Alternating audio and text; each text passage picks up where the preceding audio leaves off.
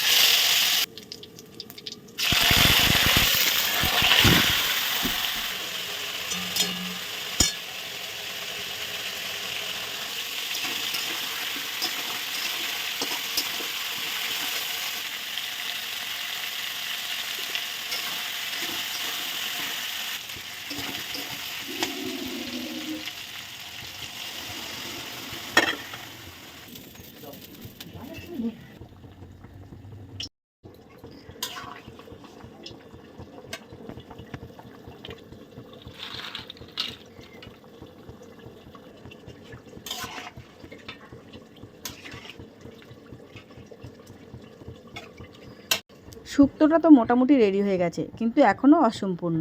তার কারণ এই মশলাটা দেওয়ার পরেই সম্পূর্ণ হয়ে যাবে।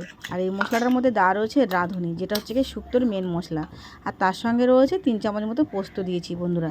তোমরা চাইলে কিন্তু জলের বদলে দুধটা ব্যবহার করতে পারো।